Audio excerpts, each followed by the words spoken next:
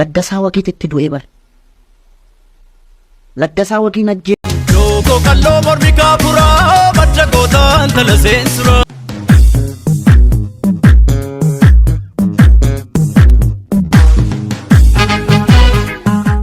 Yooyyaa akkam jirtu kabajamtootaa fi daawwattoota Boonaames bakka jirtanitti nagaa waaqayyo isinii bata'u jecha warroonni chaanalii kanaaf haaroo taatan subscribe gochuudhaan akkana jabeeyyitan warroonni subscribe gootan immoo like comment gochuudhaan akka inni cina dhaabatee jedha.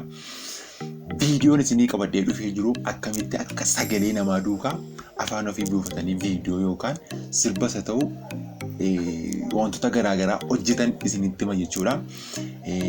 Viidiyoon irratti hojjedhu sagalee Hacaaluu Hundeessaa fi artistoota Oromoo tokko irrattan duukaa bu'ee akkamitti akka hojjetan isinitti hima jechuudha.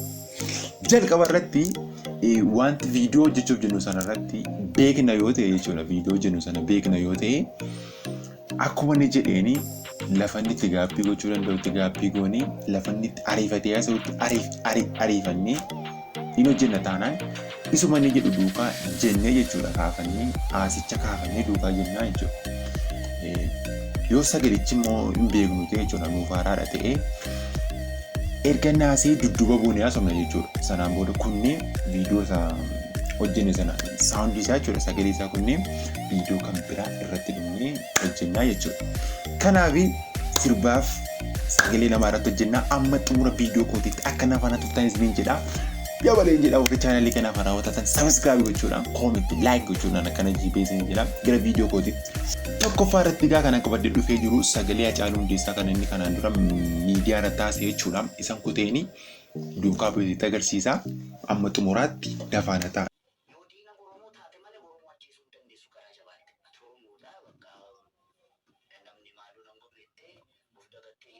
Oromoo ajjeesuun diinummaadha.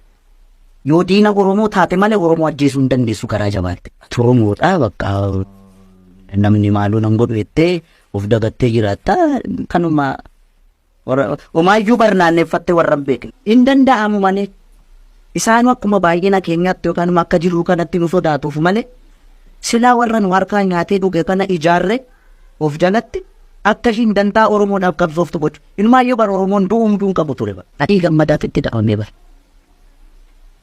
Laggasaa waqiitti du'ee bara. Laggasaa waqiin ajjeefamee otoo waggaan guutuu ji'a ja'amee daldala. Bara nama maqaa Laggasaa waqii kaasuun nama ajjeesisu sanatti kaasnee irra bara. Itti amanneeti. Goota Oromoo ta'uu isaatti amannee. Hayyee akkuma argitanii viidiyoo Hacaaluutu hojjedheera jechuudha. Dudduuba bu'een hojjedhee jechuudha. Sagalee isaa dudduuba bu'ee hojjedhee sanaan booda lammaffaa irratti akka argitan immoo irratti sagalee isaa fidee gashee sagalee gosa jalaa balleessee jechuudha. Akkasaatti hojjedhee jechuudha. Lammaffaa irratti immoo viidiyoo isinii qabadhee dhufee jiru viidiyoo raayyaa abbaa macaa kan inni kanaan dura asirraan isinii dubbadha. Baba jallata balaan babal'ata rabbiin hin jarjaru yeroo namaaf laata. Gaafa qabe garuu qabaansa namaata adamni khaalika waayetu qabaata. Nukkuba argameen beeyne faajjiraata biyya nagaa dhabaatas gabbii fagaata. Dinagdeen raafamee jireenyi jabaata waraanni baay'atee bakka yoo wal nyaata yookaan roobni badee caamsaatu hammaata. Martuu ta'ee jira garree fakkaata badiitu baay'atee roobni ardii baqata. Balaan jallataaf dhufe biyyatu baadhata. Viidiyoon itti aanee isinii qabadhee dhufee jiru immoo sagalee diraamaa Irkoo keessaa fudhatame aakterii Irkoodhaan kan hojjetame Waaqoo jechuudha. Isa irrattis hojjedheen jira ni ilaalla. Tole egaa wal baruu irraa eegalla leenjii keenya har'a. Ani Hirkoon jedhama.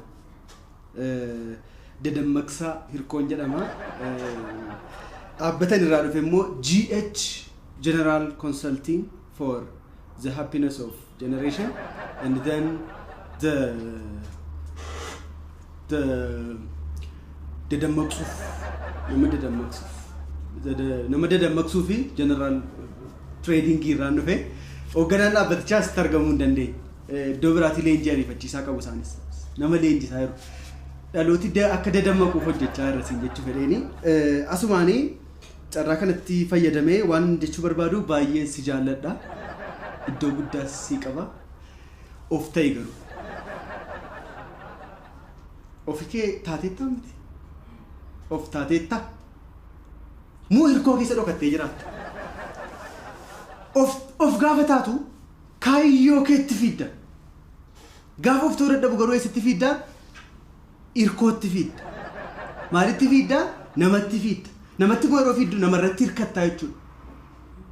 Toomaas Edison du'eera? Du'eera. Hin duune.